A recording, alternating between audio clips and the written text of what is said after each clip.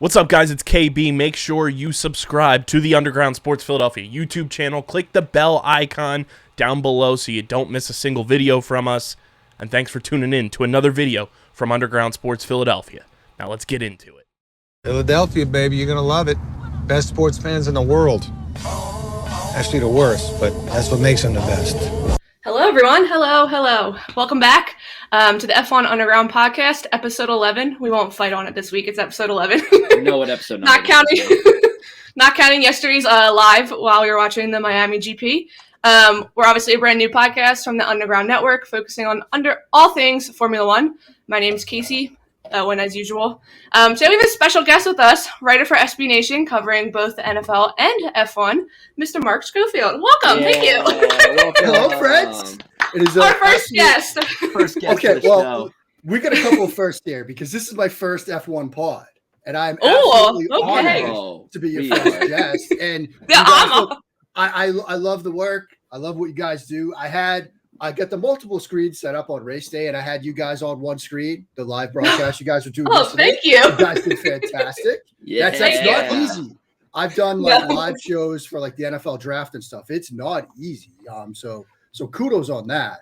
Tremendous job. But you guys will forever have a place in my heart as the first show that actually invited me on to yap about F1. So I'm very excited about that. Thank you. That means a lot. Yes. Yeah, this is so much fun.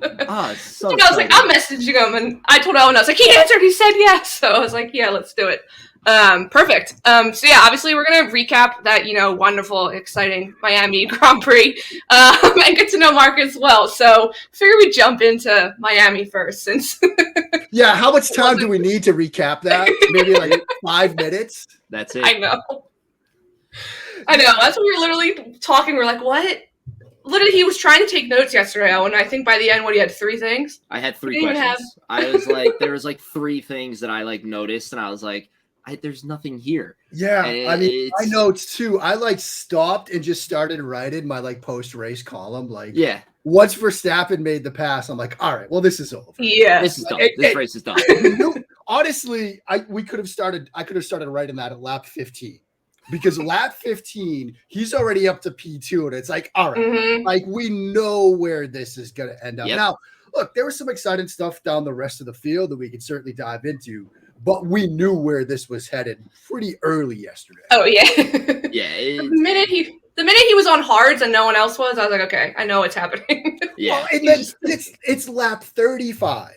He's on 35 lap old hards, and he lays down the fastest lap of the race. Yeah. And I had somebody message me. He's like, this is ridiculous. He's an alien. He's a robot. This is just isn't fair. So and what did you see, Owen? You noticed his – I'm pointing like I can see you.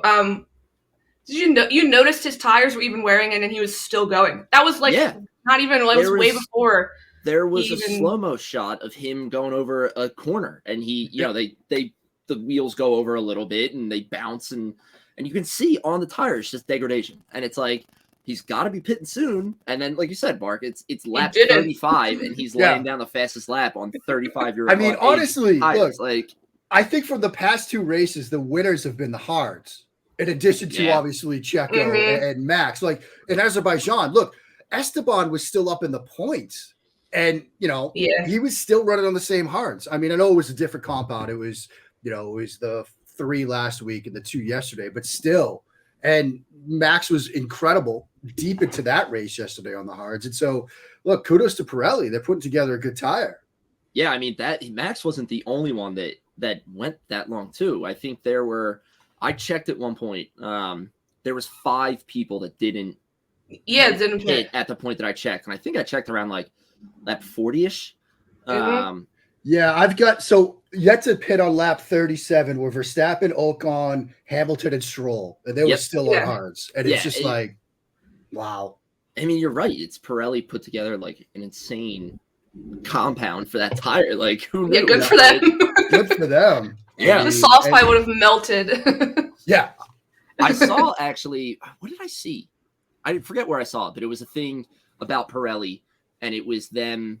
They take this little kind of lawnmower looking thing around the track on the day before, the Wednesday before the weekend, and they take the data for like the track temp, like a whole bunch of stuff, and they send it off to the team. So whatever they did, whatever data they collected from that track on Miami, it was Red Bull looked at it and was like, all right, we're going to go practically the whole race without changing tires. Like it was insane. It was nuts watching him put the fastest lap on the board and then still just passing people left and right. Like, I mean, yes, it's easy. It's like he does it with his eyes closed. Yeah. And also, let's not forget, he never blinks, which is also no, I saw that video. Like, we actually, one of my colleagues at SB Nation did a study and like compared him to like pygmies and stuff like that. And it's like he even blinks less than like animals that don't blink. It's that crazy. God.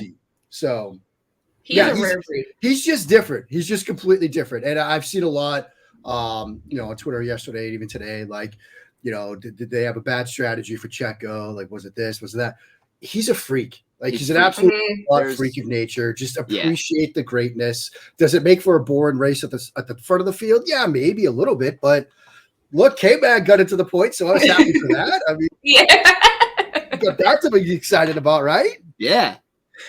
Yeah, I knew K-Mag wasn't staying there. Sorry, Gatto. No. That's fine. So you kind of touched on it, Mark. It led to like a little bit of a boring race. But when you're watching a race, do you find yourself like looking for other things to like, especially this season with Red Bull's dominance and everything? Right. Like, what are you looking for that's kind of like keeping you in the race and everything? Like, what? I mean, that's the beauty of F1 TV Pro. Is because like, I had the one main screen on the TV, but then the others, like, I'm like flipping through for like, okay, like I'll watch Yuki battle for P10. Like I'll watch, obviously K-Mag yesterday, flip to Hamilton a little bit because seeing him come from P13 up into the points was, I think, pretty impressive. Mercedes was just, it was. Look, they after FP1, when it looked like, okay, well, maybe they had a little bit of pace this week, they just did it at the end of the free practice session. So the track was starting to come together. The grip was starting to come in. So they had the benefit of that.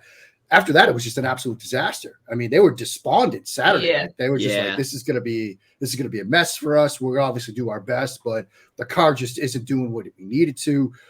So to see Mercedes get double points, I think, it speaks to how much the field has changed, right? Like if we would have said 2 years ago, hey, Mercedes got double points, this is big for them. We don't know. Like, that's not right. That's bad, right? They should be double podium, not double points. But or Mercedes is out after Q2, right? Which is again a stunner. So but to see Hamilton come up from the field, so I mean, that's sort of the beauty of F1 TV. It's such a great product, and again, I'm not shilling for it. I'd like to, if anybody F1 wants to reach out, I'd be happy to plug it everywhere. But you can sort of find your battles through the field. I mean, we said, we knew where this was going early in the afternoon. Mm-hmm. If we weren't, absolute freaks that love this sport, like many people probably turned it off and went outside or talked to their families or, touched the grass or something. We stay with it and we find battles through the field. And, so if it's not fun up front, you find something to look for, whether it's a points battle or even, a couple of weeks ago when it's Piastri and Norris fight with Sargent for P15. It's like, well, okay, well, this is the most excitement we're going to get. So this is what we're going to get. Yeah. Well, with Red Bull 18 seconds ahead, you can't pay attention to that. Right. I mean, I was talking to somebody at SB Nation where like our best hope for some excitement might have been Logan just putting into the wall or Verstappen driving to the back of him, but yeah, that wasn't going to happen. So we look for excitement elsewhere. Yeah, I mean, it's funny you say that because I was doing the same thing yesterday. At one point during the race, I was literally scanning the leaderboard for the gaps or like the intervals, and I was like, who's within a second? Who's got DRS available to them? What am I looking for here? And I was like scrolling through just like different onboards, like trying to watch them, just being like, I can actually see a car ahead of this person instead of like, Perez can't see Verstappen in front of him anymore. So it's like, this is or you have moments like with Fernando being like, hey, that was a great pass Lance made. Like that's how bored it was for them. He's watching the video. Watching the screen. Yeah. Like, or you had Russell late in the race was like, hey, is that actually Sergio? He's like, no, that's Lance Stroll. We're not that close to him. That's a lap car. You're not doing that well, George. You're not doing that well. No. I appreciate the hopefulness in his voice. Like, He's got some There's that optimism, glimmer of hope in his mind, like, hey, I can push for a podium here. It's like, no, you're going to be happy at P4. Enjoy it. You will be He had happy. some good radio moments yesterday. There really he were. had us singing. Yeah, he had us singing. That's how we roll. That's how we roll, which I think was fantastic. Fernando has been hilarious on the radio this year. Like, he's a totally different person. He's a totally different person. Yeah. Like the Baku where he's like, trying to give advice to Lance, and it's like, what's gotten into him? Yeah. He's literally like, Who are you? Almost like adopted Lance as like his like son. Yeah. It's just like, it's heartwarming. Yeah. I'm waiting for the shoe to drop though, where he's just gonna like, turn on him like a quick heel turn to the Fernando we know and love. Waiting for the race where he's just grumpy and cranky as usual. Yeah. Monaco. Because he's pointed to Monaco. He's pointed to Monaco as the race he thinks he can win. That's going to be one where he's like, I got to put him in the wall. Oh, come on. Yeah. Sorry, guys. That's why people, every time he makes something nice, people are like, he's going for that bonus, man. He is going for it. Yeah. Lawrence Stroll promised him something. It's brownie points with the big boss. That's all it is. Like, I mean, he's got to play the game. I mean, that's his boss. He's got to play the game now. He's not stupid. He's been in there for a long time. He's not stupid. I was going to say something. I can't think of what it was. No, I can't think. I lost it. So with Red Bull's dominance this year, obviously, we just joked about it. We had Mercedes dominance, a couple years ago, and like you said, if we told people 3 years ago, 2 years ago now that Mercedes is happy with double points, they would have looked at you like you had five heads. Right. How does this dominance? It feels different than Mercedes, and it's like, how do you feel that it's different? Do you think it's different? Like what? I guess that's my question. What's different about it? I mean, it just feels inevitable. It just feels inevitable every week that like there's not going to be absent some sort of, red flag, safety car, some sort of intervening event. It's going to be a double podium and perhaps a 1-2 for this team because the RB19 is just so dominant. So, again, it sort of gets to the previous discussion of you've got to, as a fan, as people who cover it, we've got to sort of look elsewhere for the intrigue and stuff. As people that cover it, in the back of your mind is always, my gosh, people are just going to turn off. They're going to be bored with it. Yeah. And I think that opens the door to a separate discussion of we should appreciate, in a way, the dominance, right? Like that's part of, I went through various phases with my motorsports fandom. Like I was early F1, then I had a NASCAR phase through college and, law school and post-college and stuff like that. But Hamilton's dominance in a way sort of brought me back. Like you appreciate the ability to excel, the consistent excellence. Right. And I think that's sort of something that we can sort of grab onto. I mean, the fact that we might know each week going in, absent some intervening that incident, who's going to win, or at least what constructor is going to win. Yeah. Okay. So we deal with that. We deal with that inevitability, move on, and we look to find other things elsewhere, but we can also sort of appreciate what they've put together as a team, what Newey has done with this RB19 year in and year out, and how fantastic this car performs. I think the emergence of Aston Martin, obviously with Fallows coming over, that's certainly provided a boost to that team. Corners joked about it. He did after Bahrain. Like, it's nice to see 3 Red Bulls up on the podium. Like, so maybe we do get something of a fight week in and week out. Maybe, we've been told, every team said, like, we're getting upgrades, McLaren in preseason training was like, yeah, we're going to have some great upgrades. And then I asked Lando about it. And he's like, it's probably going to be more like Miami. And then they do what they did in Miami. It's like, are we ever going to see these? Like, teams have been saying, we're going to get upgrades. We're going to get upgrades.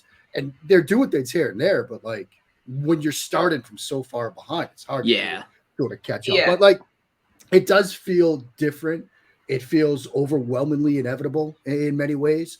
But I think there is something to appreciate in that. And I get that, like, some people might be bored. And, again, there's races to be found. There's battles to be found throughout the field. And, there's a fight for 9th and 10th each week, basically, because you've got these 4 teams that are really good. And, this week it was Alpine. Other weeks it's been McLaren and some other teams, Yuki, P11 or better at every race. Like, Yuki's putting on a good show so far, been extremely consistent. And so there's interesting stuff to find. But, certainly, Owen, at the top, it's like, okay, We know what's going to happen here at the top. Right.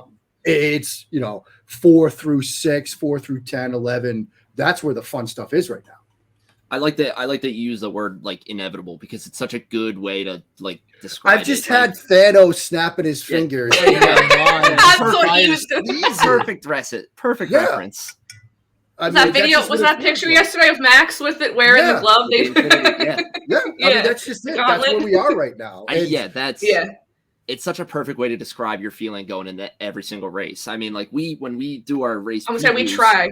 We do like, all right, who's going to get pole for, qualifying in the race and everything. And it's like almost every week I feel like I'm a broken record player. And it's like, I think Verstappen's going to get pole. I think Perez is like, it's like, honestly, I was looking at, results so far this year yesterday, and it literally has alternated back and forth between Verstappen and Perez. So if you're following that pattern, Perez is going to win next week. Checo's going to win in Italy. Yeah. I mean, that's going to be great. And then Max in Monaco, unless, Fernando pulls out what he's hoping to pull out. But, like, that's the way it's gone. That's this. Or Checo repeat wins. Yeah. Checo. I mean, if you're going to break up a pattern, you might as well do it. I would love to see a Checo repeat win, or at least, like you're saying, like if Alonso's confident that Monaco might be the race where Aston Martin can finally break away from that P3. Absolutely, please bring it on. Like, yeah, I mean that qualified session. I know it's Memorial Day weekend. I can't wait. I hope my wife isn't listening because I think she wants to go away, and I'm like, no, or at least somewhere where I can like be glued to a TV Saturday and Sunday. Like that qualified session for Monaco that Saturday is going to be like must watch. Like that's crucial. That's absolutely crucial. I'm also delusional with Monaco. I think there's no crazy long straight, so I'm hoping the gap's not 18, 19 seconds. Yeah, it's hard to imagine it would be, right, Casey? Like there's no long straights like that. I mean, there's the one in the tunnel, but like that barely. The tunnel, yeah. It's not Baku or Miami. Yeah. I mean, we had even like the Miami straight. I have a track map up yesterday when we were watching the race, and you would see like Perez and Verstappen's like dots get up to the straight, and they just flew across the screen. They're just so fast. It's so fast, and they're so dangerous on the straights. Like it's not even funny. They're sick. Yeah. I keep calling them the bullet from Mario Kart. That's literally what they are. Yeah, I mean, they're getting all the good little, awards that you get on Mario Kart. Everybody else is getting like that's what this sport is like right now. Everybody else is fighting for like coins, and the flower thing that never really does anything. Doesn't help at all. It doesn't help at all. You just drive into a wall, boomerang. get close to somebody. Everybody else is getting like blue shell. I mean, Red Bull is getting blue shells and bullets, and everybody else is getting. Yeah. It's a pain because it makes. I don't want to speak for like all of us, but like our job's a little bit more boring because it's every week or typing up or we're talking about the same thing. But I do like that you're saying like you got to have a little bit of an appreciation for the dominance. It's just like the fact that they're so good, and it's like it's a testament to Max and Checo as drivers, and it's also a testament to the race engineers and everything to have built this absolute beast of a car. And it's just like there's nothing anybody can do about it right now. And like you're saying, like without like a safety car or a red flag or something, like there's just. I mean, we were hoping for rain. Right? Yeah. Oh, I was praying for rain. Rain is going to be such a big equalizer. Like, I was hoping for rain. We got the rain overnight, obviously, which changed the surface a little bit, but it wasn't like an actual rain race. No. So we didn't get that. So. Yeah, I mean, maybe things look a little different in Italy. I think Monaco is going to be different. But yeah, it's they're clear the class of the field without question. And it's just a matter of can somebody get close? Not even can somebody surpass them right now. Can Aston Martin get close? Can Ferrari get close to them? Yeah. To at least put some pressure on them. Because, I mean, that's the other thing. Like, I've seen some people say that, like, there might be reliability issues for the RB19 at some point, and maybe. I mean, but that's, again, the kind of things that we're clinging to right now to see this turn into something of a title fight. We're already been sort of hoping for somebody to surpass them. It's just put some pressure on them so they're not, like Casey said, 18 seconds ahead of the field. It's just like lap 40. It's like, all right, what are you going to do for the next 40 minutes? I don't know. I think I saw right before, George Russell didn't even think they were up to full power yesterday. Yeah. During the race. I wouldn't be shocked. They weren't. He's still questioning hot it. rain. And yeah. I get it when they're that far ahead. I mean, if you were that far ahead as Red Bull, maybe you're going to sort of save it. we're going to save things a little bit, right? We're not going to burn through power units. We don't have to. Like, we can keep something in the tank. We could extend the life of every component we've got and get ourselves in a really good position by the end of the season. Not like they'll need it, but just in case. Yeah. Yeah, they're not Ferrari. They don't need to change something every race. See, Casey, I wasn't going to say it. I was just going to let you go there. I'm surprised it took me this long to bring it up, so it's okay. By the way, can I just say, as a Boston Red Sox fan, seeing Charles Leclerc at Yankee Stadium the Yankees? Oh. like 20 minutes ago, it broke my heart. It broke my heart. I know. I literally saw it right before, and I was like, Charles Leclerc, I love you, but...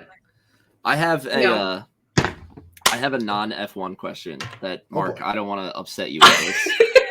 I'm a little anxious about where this is going. Does it start with the words James Harden? No. Oh, no. It does not, actually. Okay. No, it does not. Oh, I totally forgot about the Celtics. Okay. Does it start with the name Nick Foles? That's the other one I'm worried about. No. Okay, well, now I'm really worried. You're getting there. How are it is sports related. How are you feeling after that Boston Bruins? I was gonna say, does it start with the phrase "the President's Trophy curse"? Yeah, because those are the three things I was worried about. I mean, you knew it was coming. Yeah, I mean, it's the curse of the President's Trophy. It's like, and anytime you clinch the playoffs on March 11th, and you go up against a team in the playoffs, like clinched a literal month later. Yep. Like Florida clinched like 2 days before the playoffs began. Right before. You knew bad things were going to happen. I mean, it was just bad vibes all around. I mean, it's tough because it's probably Bergeron's last run, probably Krejci's last run. This was their last shot at a title. Yeah, it's tough, but you knew it was going to come. I mean, you knew going in. Omar had been fantastic all season long. Started letting in some softies, let in a couple of soft ones in their first game. What they won, and it's like, you can see it all added up, right? Where it's like, I know exactly opening. Yeah, I know exactly where this is going. And yeah, I mean, obviously, Game 7, you come back, you're 59 seconds away. The second that Florida tied it, I was like, yeah, all the confirmations I had going in are just confirmed. There's no people are like, yeah, they'll win it overtime. No, they won't. No. I could have turned that game off and told you how it was going to end, probably down to exactly what it was going to end, because I knew it was going to take long. So I watched. I didn't have Montour scoring it though. Yeah, I watched that tying goal, and I was like, "Oh, this is not good." I was like, "This is not good for Boston." And then I turned it off. I was like waking up early the next morning. I'm like, I'm going to bed, and I like walked downstairs. I think maybe 15 minutes later, and I was like, "Let me just check Twitter before I go to bed." It was so fast. Pull and it there up it is. There it is. 4-3 Florida. And I was like, no way. I was like, so I had people on Twitter, all the people like I follow, obviously we're Flyers fans. So it was given 2010 flashbacks. So and then I had you. I was like, I have both ends of the spectrum. Yeah, it was rough. I mean, and now look, I'm not gonna lie, pretty worried about the Celtics right now. So yeah, it's not like the Red Sox are actually tearing things up, and the Patriots are a mess right now. So look, Boston had a fantastic run, obviously, multiple Super Bowls and all that good stuff. Is there some truth to the idea that we all paid off the devil and now we're sort of that bill's come due? Yeah, maybe. Kind of looks like that. Feels that way right now. But that's okay. That's okay. Listen, we've been struggling over here, so yeah. I mean, I get it, but hey, Harper's back, which is nice. That's good. Back. Hurts. It's good. Eagles look fantastic, which is nice. I will say, so I'm here in the DC area, Maryland suburbs of DC. I actually talked at Career Day 2 weeks ago, and the amount of kids in the Maryland suburbs that are Eagles fans is kind of cool. Oh, really? Really? Yeah. Cool. I think the most common question I could ask was, have you ever talked to Jalen Hurts? You talked to Jalen Hurts, and so what I could say, yes, I have. They were like, "Oh my God, you're awesome." Yeah. So yeah, that's cool. I mean, he is fun to cheer for. So He's very fun to cheer. He's for. very fun Very to nice cheer guy. for. But kids love him. Kids love the Eagles down here, and this is DC country. So That's Yeah, I good was to gonna know. say. That's very good to know. Commander. Oh, yeah, I won't make you. Yeah. We won't make you talk about it more. I don't no, wanna look, if relive you want to those. make fun of Boston teams for the next half hour or so, I'm all for it. Like We won't do that to you. Let's talk after the Celtics Sixers. We'll see what happens. Yeah, you can bring me on after the see Celtics lose this in 5 games. Yeah, that'll be great. Yeah. We'll be back for that. I would say the end. So obviously the Sixers were on at this. That game was on at the same time as the race yesterday. Kyle was on. He's never watched a race before. It was the worst race for him to watch first time. But he was literally like getting Sixers updates while we were watching the race. I turned it off, turned the game on at the very I had end. that on a little screen too, and eventually I had to turn it off because I'm like, gosh. Yeah, he was itching to ask you that question. I was ready to go. You had that one loaded. I could tell. Well, I knew like I said, I knew one of the 3 was going to come up. I was guessing it was the Sixers series, then the whole full Super Bowl, but yeah, I figured Bruins was probably the 3rd option there. Yeah, sorry. We're bigger hockey fans, so I had it ready to go. I had to ask, so nice. I apologize. No, please look. As we all get to know each other, hopefully do many more pods together. I enjoy nothing more than making fun of myself and making fun of sports teams. Okay, like my brand on Twitter is heavy into the whole self-deprecation realm. Sometimes to a fault. So I mean, if you guys want to bring me on every now and again just to make fun of me in Boston sports and like with Boston accent, which I still have 25 years after moving out of the New England area, yeah, I'm all for it. This is perfect. This is a new segment idea right here. It's just going to be roasting Mark with Mark. That's what it's Mark roasts Mark. It's a weekly segment or something. We can do that. Yeah. We love it. Who needs meme of the week or history with Owen? No, get rid of it. Get rid of it all. Wipe the entire show. This is the history angle. Yeah. I gotta keep going. Yeah. We're gonna come up with a new topic or something. But yeah, so I used to do believe it or not, an Eagles podcast with my good dear friend Michael Kist, who was also a huge F1 guy. Very good. And so we would start every show with a historical reference. And we would try to tie it into like the theme of the day, whether it's like failure or missing an assignment or whatever. And we used to joke that eventually the shows were like 20 minutes of history and like 8 minutes of Eagles football. And so, you know, there's a window for an F1 pod. Like you could do like some history of the nation that they're in that week, or there's room for historical references, my friend. I mean, like that a lot. Yeah, you could. That's smart. That's smart. Write this down real fast. Yeah, I mean, I'm giving it all away for free. But look, I like you guys, so go nuts with it. It's a SpongeBob meme. Write that down. Write that down. Right. No, that's good. We got some historical races coming up, so that'll be good. We do. Yeah, I mean, that's Italy, good. Monaco. I mean, you got some stuff to work with out of the gate right there. Monaco would be a great one to start with. Yeah. Talk to me after, then I'll tell you. Speaking of getting to know you and everything, I think we can transition a little bit away from Miami race. I think we pretty much hit all the beats. Yeah, I mean, but wait. I think we need to talk about the driver insurance. What did you think about the driver insurance? I saw somebody on like one of the other Vox sites, I think Thrillist, like wrote about them, and there was a comment under, which I think sums it up perfectly. That was awkward. They looked in so much pain. Let's make them do it again. Like, I think that's perfect because run it back. So Lewis was comfortable with it, obviously. Oh, totally. It's Lewis. Logan got to talk, so I think that made him comfortable. Max is a robot, so he was happy to say whatever he could say at the end. Like, and he even joked about it. He's like, I don't like it, but it seemed like he liked it in the moment. Yeah. The other 17 looked miserable. Like they wanted no part of being there. Like Alex was like standing, and I kept expecting, like we're used to like NFL introductions or like baseball, the All-Star game, where like they all get introduced and there's at least a high five, a fist bump or something. No, they didn't even want to do that. Nothing. Like it was just. I mean, they tried taking out Lando Norris with the smoke. Shot right into his face. Lando seemed kind of comfortable with it, but I think that kind of the smoke bomb to the face sort of took him by surprise a little bit. So it might have just been he's trying to figure out his bearings and exactly where he is. If he's like going to walk into a Dolphins cheerleader or something. The orchestra aspect I thought was hilarious. My mom, she's like, what's with this music? I'm like, it's Miami. They're gonna make it a spectacle. Yeah, right. What do you want? So yeah, they were hilariously awkward, almost cringeworthy, but I absolutely loved them because of it. Because like it was just great.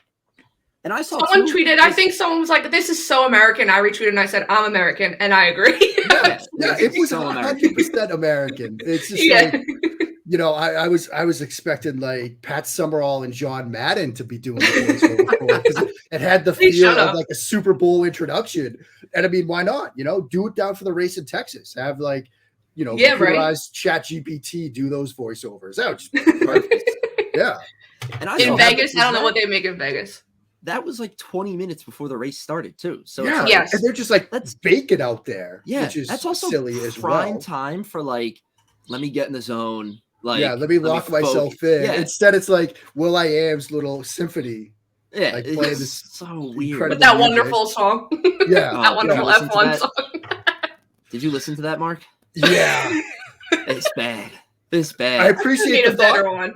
I appreciate the effort. It's nice to see that, you know, that they're trying some new things. Let's put it that way. But it's not going to be on the playlist rotation of F1 stuff, you know? It was real bad. I think I saw was it Leclerc? He was like, it was just a distraction. He was like, it wasn't necessary. Yeah. They're not just in wait that until Vegas because you know they're going to get Michael Buffer to do them, right? The guy that does all the big boxing fights. Oh, yes, absolutely. Oh man, Vegas is going to be worse, man. Spectacularly painful.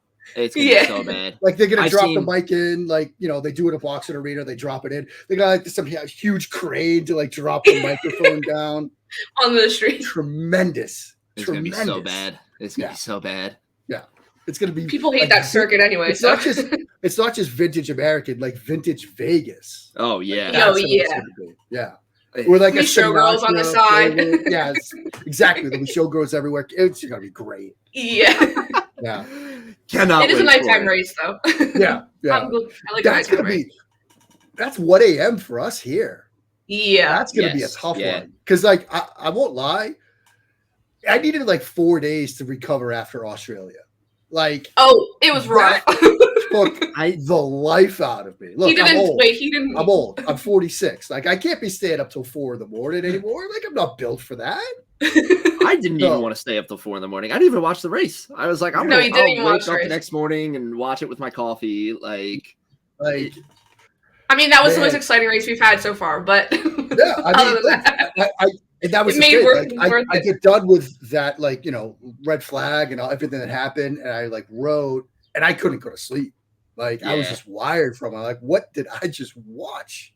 That was I remember I was going to bed. I was like, I can't even go to sleep right away. I was like, because my mind is racing. I just had visions of Gasly and Ocon just slamming into each other and knocking themselves out of the points. I was like, oh, this is fantastic. Gasly's going to get a 1 race suspension because he took out his teammate. Yeah. He was practicing for the photographers. That's what he was saying. Yeah. No, that was Ocon. Get it right. Oh, I'm sorry. Did you see there was almost another incident this week too? No. I think I want to say it was a McLaren coming in. I could be wrong. It was one person was in the way, jumped out of the way. I was like, FIA, you're a mess. we gotta figure this out here. I mean, Ocon took out a photographers. That's what I said. I used to shoot hockey, and I was like, I would always be terrified. I was in the wrong spot. Yeah. Like, I was terrified. I was in their way. I was in the team photographer's way. I was like, I could not imagine just standing in the middle of the pit lane. I'm just going to get in the middle of pit lane. I know the race isn't over yet, but I'm sure the next car that comes around the corner is Checo, right? Yeah. It's got to be. Yeah. I'm sure nobody else is going to come down now. No. So weird. Yeah. And the week before with Alex Albon, they're... Well, then there was this week after Q2, the truck taking Leclerc's car off, and it was like a support race going on at the same time. I was like, what is happening? Why? What's... Oh, man. I can run the FI. Shambles. Yeah, absolute shambles. Also, wait, we did also note that Carlos Sainz had his 5-second penalty because he was speeding into the pit lane. Oh, yeah, there you go. I mean, poor Carlos Sainz. I think they might have it out for him this season, but that's okay. Yeah, I mean, obviously, look, the Australian penalty I think was brutally harsh. Oh yeah. Oh yeah. Obviously, look, yesterday in Miami, like you suddenly like the cameras cut away from whatever was happening at the front. You just see like smoke because he just locks it all up as he's trying to get into pit lane. So, I mean, I understood why they had to give that penalty. Australia was really harsh though. Like, Yeah, that was not. That was especially with how they handled things with Alpine. Like they called that, first lap racing incident. I think that was more to avoid the fact that they can't, because with Gasly, with where he is on his penalty points right now, he would have missed a race if they assigned blame to him. So they're like, no. We'll smooth this one over. Carlos, though, man, we're gonna drop the hammer on you for something that happened right there. I thought that was a little rough. It was like right there too. Like as soon as it happened, it's like, oh, here's your penalty. It's like, all right, like And when they played his radio message. He's so sad. Was like heartbreaking. He's like, no, they can't do this. They can't. They have to at least hear from me. I was watching that when that clip came around, and I was like, man, that's heartbreaking. Yeah. No? It's tough. They have it out for him, but and then also I lost the tweet. Hold on. We kind of mentioned it, but let me bring it up. Basically how the race had no yellow flags, no virtual safety car, no safety car, red flags, retirements, errors during pits. Yeah. So it's literally a flawless race. Flawless lap. Yeah, flawless race, they're saying. Yeah. 11:38 laps. Perfect. Which is not what I think people expected. I mean, no. And it was sort of similar to Baku, that they expected something to happen. Nothing really happened. No. That's when I was first saw there was a chance of rain. I was like, please. I was like, do I need to do a rain dance? Give us something fun. Give us something, right? Especially please. Like Hulkenberg and Ocon in Azerbaijan. Like, look, we're gonna stay out there in the hards because we're gonna get something. Nothing. There's for some of these teams, they probably thought the same thing was gonna happen. And again, like a flawless race, which it is what it is. I had a friend place a bet on no safety cars for this race, but I had another friend place a bet. I think it was in Baku. I thought it was Bahrain. One of the first ones. One of the early races. Maybe it was Bahrain. And there was something that happened, and we were all like, "That doesn't deserve a safety car." Like he was fine. He was out. Right. Oh, it was Bahrain because it was Charles Leclerc when he stopped and he pulled off the side of the track. Oh yeah, he was well out of the way. I remember that. Yeah, out of the way, and everybody was like still driving by. There wasn't like I don't think there was any like debris on the road, like nothing. And all of a sudden, here comes the safety car, and my friend Nick was losing his mind. He was like, "That doesn't need a safety car." Like he's losing. He lost the bet. And then yesterday, that's a tough beat. Yesterday, one of my friend Timmy placed a bet for no safety car, and at the end, I texted him. I was like, "Congrats on hitting your bet for no safety car." He's like, "Thank you." He's like, "It feels really good." I wouldn't have made that. That's a bold play because I would have bet something was going to happen yesterday. Oh my god, yeah. I would have bet that in an instant too. I'm amazed that it actually the no safety car bet hit. Like, all right, so I think now if we hit. Yeah, sorry. I knew there was some other stuff we did. No, I want to make sure. That was Miami in a nutshell. Thank you. Hey, look, kudos to us. We got like 30 minutes in out of that race. That's impressive. Almost as impressive as Verstappen. Round of applause. Almost as Verstappen. Round of applause. So, a couple questions, for you, Mark, and everything. Your journalism and everything, but you cover NFL and Formula One, obviously.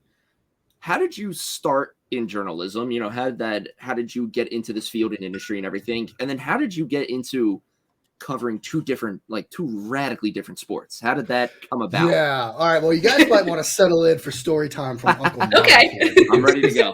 Because my path is extremely different. So I mentioned earlier, I went to law school and graduated law school, was licensed to practice law in Maryland, D.C., Virginia. And for 10 years, I was a trial attorney.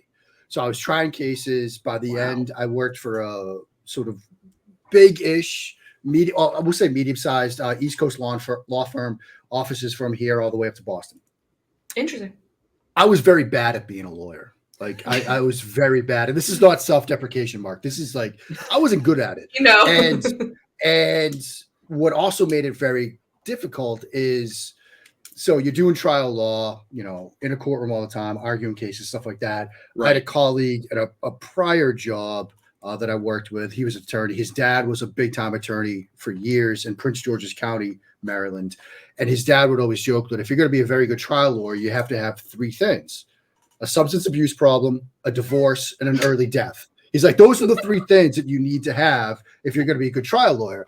And I'm still here, so I haven't hit the early death one. But like, Right.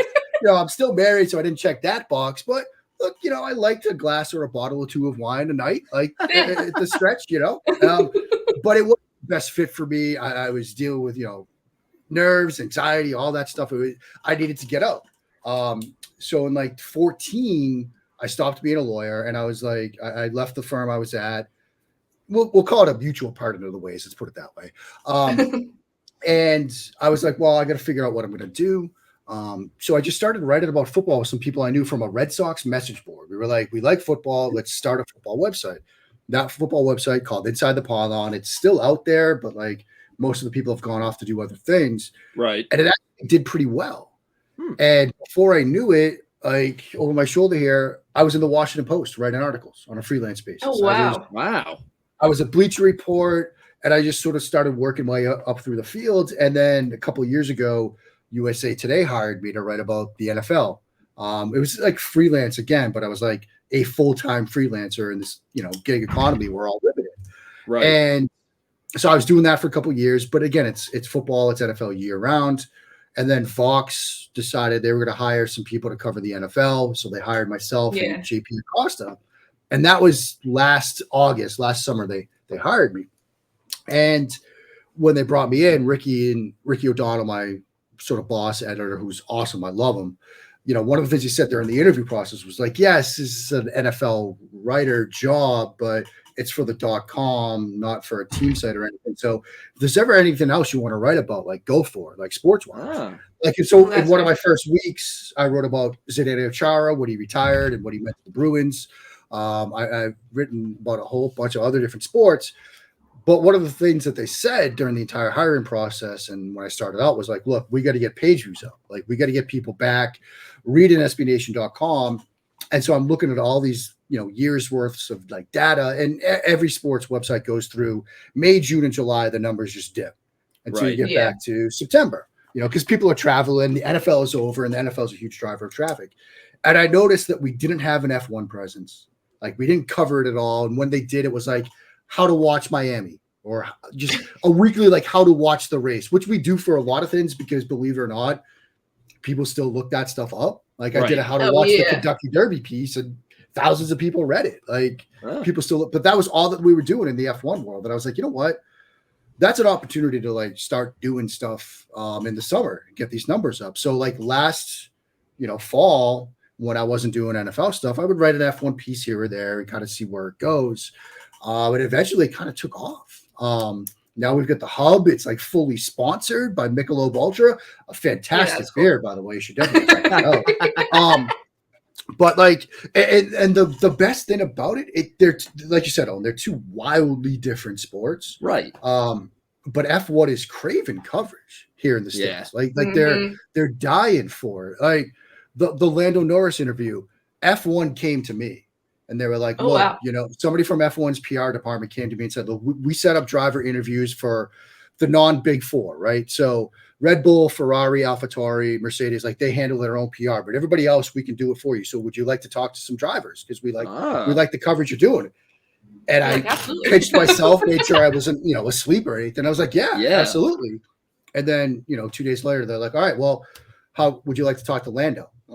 Sure, absolutely. So I'm going to try to get some more drivers, but like they're dying to get coverage, on a somewhat consistent basis here in the States. I like to joke that like one of the most exclusive jobs in the world is NFL quarterback, right? There's only 32 of them. Right. Well, only 20 F1 drivers, right? So it's even more exclusive. I've never had the Los Angeles Chargers come out to me and say, hey, would you like to talk to Justin Herbert? Or the Eagles say, hey, would you like to sit down on a one-on-one with Jalen Hurts? But the F1's dying for coverage. And so, it's been fascinating. I've learned a ton along the way. The teams are, for the most part, except for Ferrari, interestingly, they don't like to talk to me. But the teams otherwise are very receptive. They're very excited, and they're brutally honest. A like Saturday when Mercedes had their struggles, you get emailed their like media statement and they're just like, today was a battle. Today was a brutal day for us. They're so open with it. They're so receptive to coverage, which makes it very easy. A lot of it is, here's a great Lando Norris quote, or here's a great Lewis Hamilton quote. I can just turn it into a piece. So they're very different sports. But what drew me to F1 and is similar to what drew me, because I played college football. I played football high school through college. The X's and O's of football are what I still love about the game. There's the X's and O's of F1, the tire strategy, the pit strategy, and all that stuff that goes into it. Yeah. And so there is sort of an overlap there that I love. And look, silly season and all that. It's fun. And it certainly gets us through the winter months and things like that. But I also like, even on a race almost as quote unquote boring as Miami was, there's still strategy decisions and management decisions and all that sort of stuff that goes into it that I still find exciting, even if the race and the outcome seems almost predetermined. Right. But there's Mark's journey, from being a struggling attorney who is terrified to go to work each day to coming on with you guys and having a fantastic chat. I mean, that's the art. That's the journey. That story I like it. Yeah. Love it. Yeah. I like it. No, that's awesome. I mean, that's such a good, I'll use the term again, story arc of, going from something that you don't really enjoy or love and doing something that, you started out as a hobby and now it's become your full time. And that's like, I get a lot of people that ask me like, how did you manage to do this? And it's kind of the beauty of the world we're living in where you can just do it. Right. Yeah. My story is probably not possible 30 years ago. We have to like go to journalism school and start at a newspaper. You just start a website. You can start a podcast. You can start a YouTube channel, a Twitch stream channel. You can just do it. And if the work is good and you're authentic and you're genuine, people are going to find you. I mean, people are going to find you. People are going to find the work. And so, it's been a fun little journey, but it wouldn't have been possible, say 40, 30 years ago.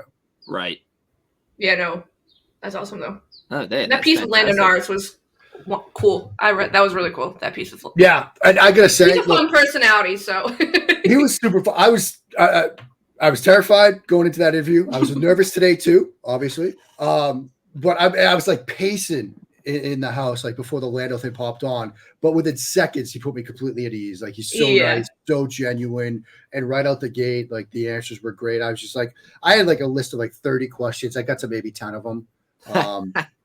But there were stuff I couldn't get to, but like he was so good and so easy to talk to. And look, they're all like that, right? Because they understand the job, the responsibilities, the sort of commercial responsibilities that they have. They get it. They're also good at it. It's also what makes the sport enjoyable. Because you start to, you get to know the people under the helmet, right? Like in the NFL world that I come from, like some players are open, others aren't. Now, obviously, look, there's 500, 600 NFL players. There's 20 drivers. But you feel like over the course of a season, over the course of a career, you really get to know who they are more than just like the person behind the wheel. I like that. Yeah.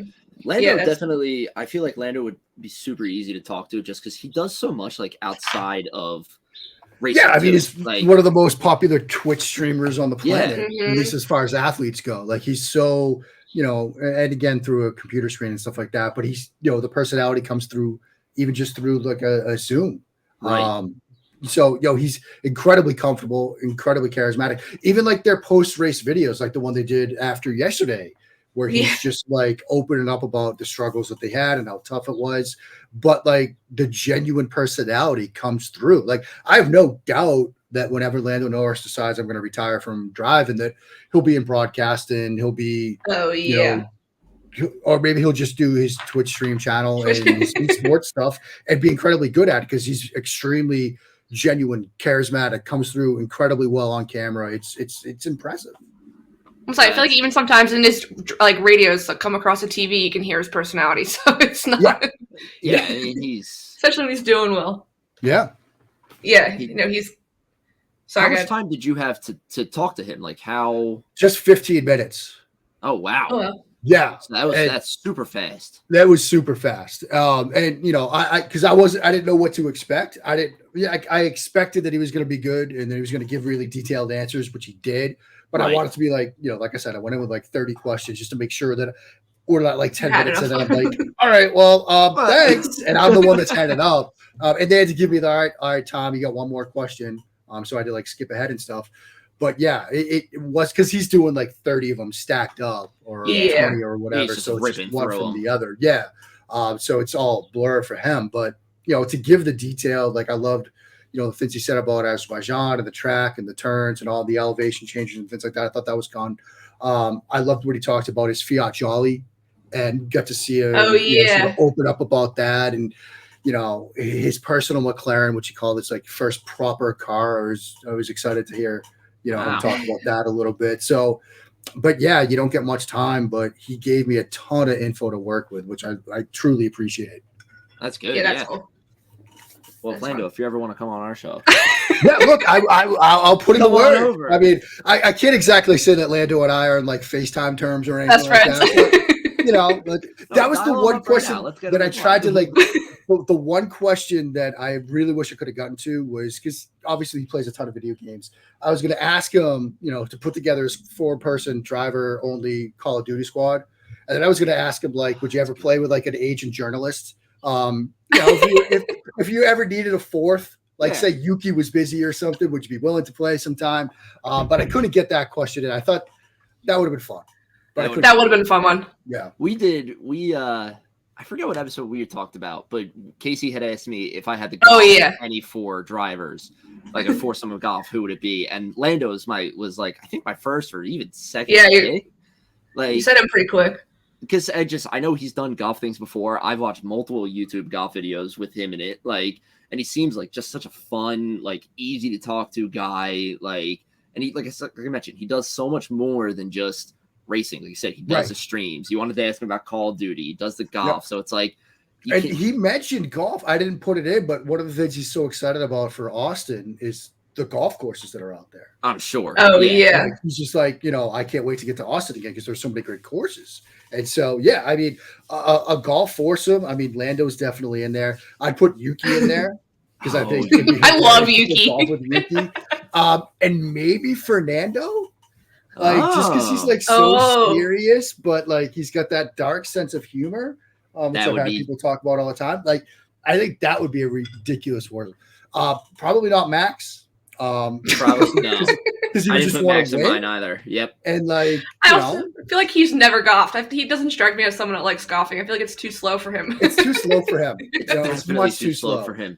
He's way probably too like slow. slamming the pedal on the golf cart, like why doesn't this thing go faster? It doesn't have DRS, Max. Okay, these golf carts don't have DRS. Like, we're not going to get going faster. Like, if you're convinced that ditching me to lose weight to make it go faster is going to work, then sure, I'll jump up. Okay, push me. I can't be here. Yeah, just shove me overboard. I feel like. What'd you say? Ahead, sorry, I was going to say. So the other person that might be good to golf with, I thought, was Daniel Ricciardo, just because it's Daniel Ricciardo. Like, absolutely. He's so much fun. Like, No, I was also going to say Carlos Sainz because I feel like he golfs all the time as well. I mean, I sent you the video picture of him. He was golfing with Dustin Johnson before the race, so I feel like him and Lando go all the time. He'd be good. Yeah, him and Lando. Yeah, definitely. It's good. We're best friends. So, all right. So, moving forward a little bit ahead, we have a break coming up this weekend. Everyone can kind of relax after an embarrassing Miami GP. They can get their mind away from it, since everybody didn't like it. But then we have a back-to-back 3 weekends of races, triple header. Who do you think, in your opinion, has like the most like to gain out of it? Like, if there's like one team that you would want to see like come out with like the most points possible, or like can get the most out of this triple header coming up, who would it be and why? For the most improvement. Yeah, I mean, I'll give you 2. I mean, I think it would be fascinating to see, like I said, sort of Aston Martin put actual pressure on. If we do get, like Fernando talked about with the races coming up, including Monaco, where they feel that like they might be better suited to perhaps put some pressure on Red Bull. I think that would be fascinating. just because right now, look, 224 to 102 or something like that. Like, yeah, it's already looking like the constructors is over. If that changes, if that gap actually narrows over this triple header we've got coming up, that would be fascinating. You want to see if Ferrari, Mercedes can sort of get some consistency. Like can sort of, because they've had these up and down moments. Ferrari, their one lap pace, certainly in Baku and other places has been pretty good. It's just, can they get race pace? Can they avoid the tire degradation issues that they've been fighting this entire season? Mercedes has been so up and down for them. Like we talked about earlier, double points seeming like a victory is just like a new world that we're in right now. And then look, I'm fascinated still by the battle for fifth between McLaren and Alpine. Because we're not hearing good things about Alpine right now. No. Coming out with these double points, but it seems like Otmar might be, forget hot seat. Like that seems to be like in, utter ashes right now. That's how hot it is. But it's self-inflicted. I mean, they've had some bad races. They've had some bad weekends. I mean, Azerbaijan was a bad weekend. The end into Australia, obviously, where they sort of opened the door for McLaren. And it's like McLaren walked through it. It's like that Abe Simpson meme where he like walks into the club and like walks right back out. Yeah. Yes. They had a horrible weekend. Takes the hat off. Yeah. Yeah, puts the hat right back on. Like, that's McLaren right now. They walked into the door, they had an opportunity, and they're like, no, we don't want to win. We don't want to have success because they took a step back, which again was a surprise because Stella was saying in preseason testing, like, we'll have upgrades by the time Azerbaijan comes around. And we're all thinking, okay, well, they'll be ready. And then it's like, well, the upgrades are probably better suited for Miami. It's like, oh, okay, sure. We'll see you in Miami. And then it's like, man, what? What's next? What's next? You gonna have some Monaco-specific upgrades for the like, so I'm curious about sort of that battle for fifth.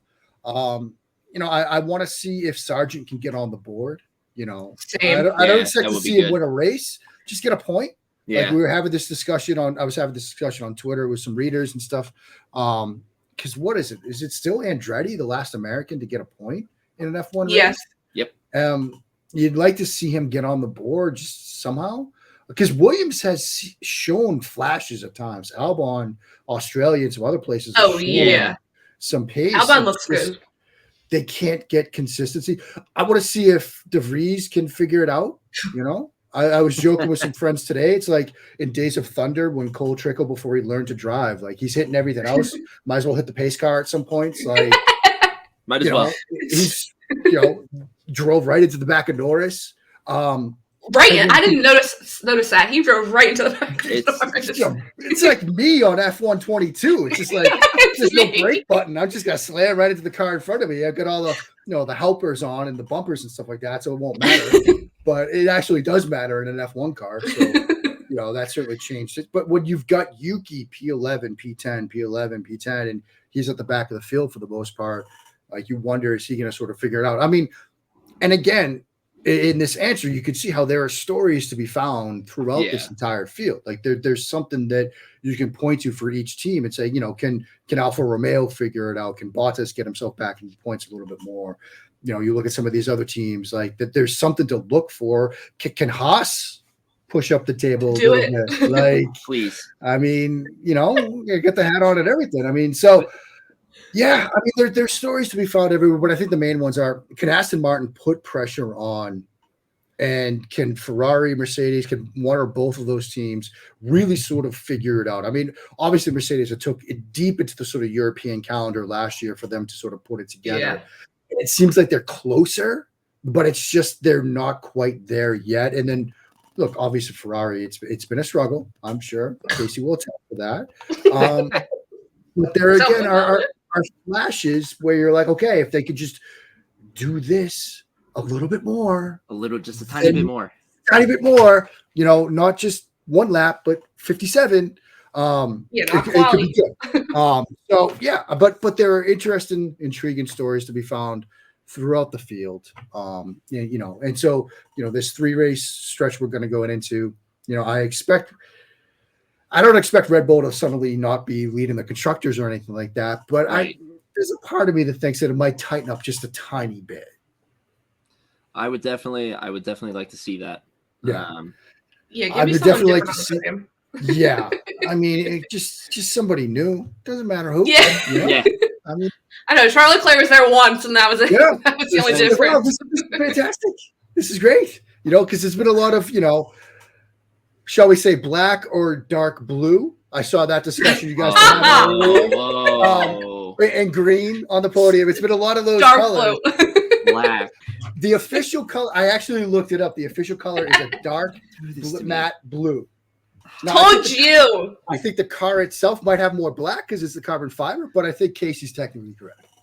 Thank you. I also knew as soon as he said black, I was like, he's colorblind, so he's not even seeing the blue. It looks black to me. All right, it looks black to me. I know. That's I know everyone. It's blue. I know it's dark blue. It's fine. It's settled. I concede. I lost. Don't make fun of my decision. Even our parents, they don't watch F1 all the time, but they'll watch it when we're there. And I said, is that dark blue or black? My mom was like, that's dark blue. I was like, thank you. There you go. Moms always know best. That's a good point. And it's. I'm not just saying that because Mother's Day is in a couple of days. Yeah, right. They do. All right, so we don't want to take up too much of your time. I have one last final, just like Spitfire speed round question. I have a feeling I know what the answer is going to be. Your 1, 2, 3 positions for Imola. Who do you got? I'm going to go with a bit of a shocker here. Oh. Checo. Okay. Give it to me. Alonso. Oh. Yeah. All right. Something Alonso's about that P3. something about the way Fernando was after that race in Miami makes me think that he's expecting something bigger over these next couple of races. And I know we kept saying like Monaco might be the one.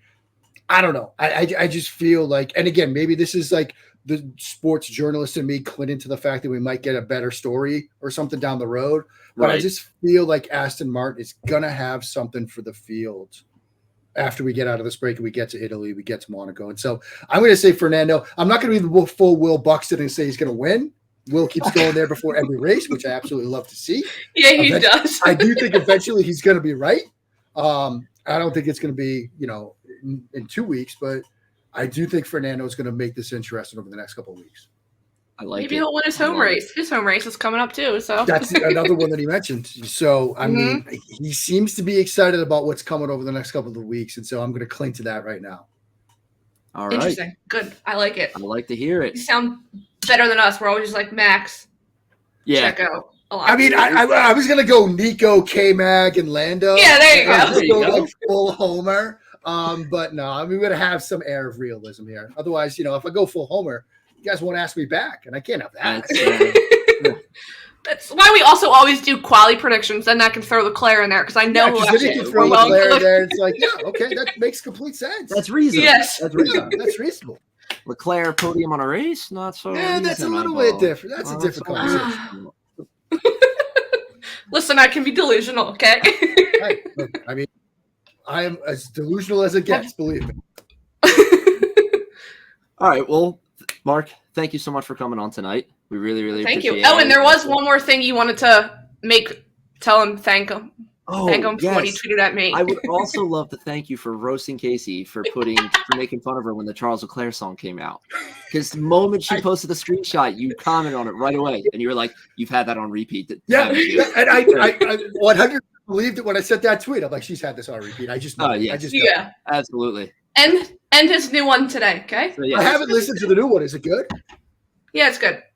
It's still very depressing. I mean, the man does produce depressing music, but I think he was looking into the future. He knew Miami was going to suck, so. Yeah. I like the brooded nature of Leclerc this season, this side that we're seeing come out. I mean, it's nice to see. So do I.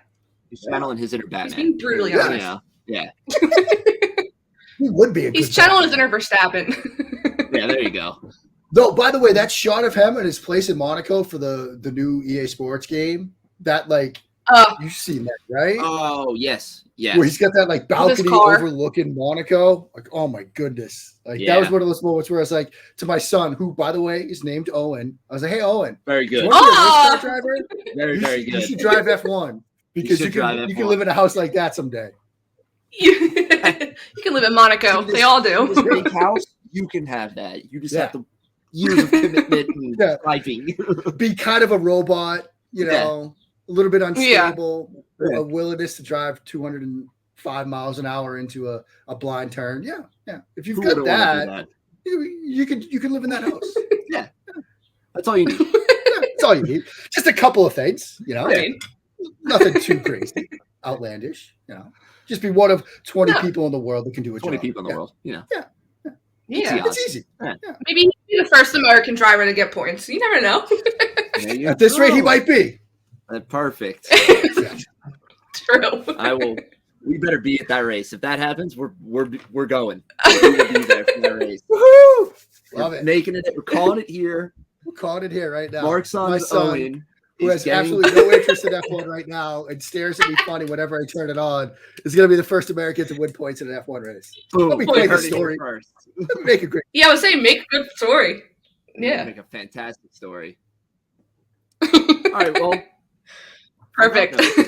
On that uplifting note. Yeah. Thank you again so much for being here, Mark. Thank you. Yeah. Guys. It's truly an honor to have you on and everything, and we're happy that we're your first, Yep. show to get you. And To get you on Casey the was air an too. absolute blast. Hope to do it again soon. Anytime you guys. Absolutely, yeah. Yeah, want me to come definitely. on, you know where to find me. And to the listeners, Yeah, absolutely. One tweet away. one tweet away. That's it. To the listeners, thank you so much for listening today. We had a great time on this episode. If you could please give us a follow on our socials, Underground F1 for Instagram and Underground_F1 for our Twitter. Please give us Make a sure you follow Mark. Please follow Mark on Twitter. Mark, I believe it's at Mark Schofield, right? Yep. I keep it nice and easy. Perfect. Give him a go follow. He's got great takes and great articles and everything, like the Lando Norris piece. Absolutely great writer. And again, thank you so much for being here. And we will Thank you. we will see you next time.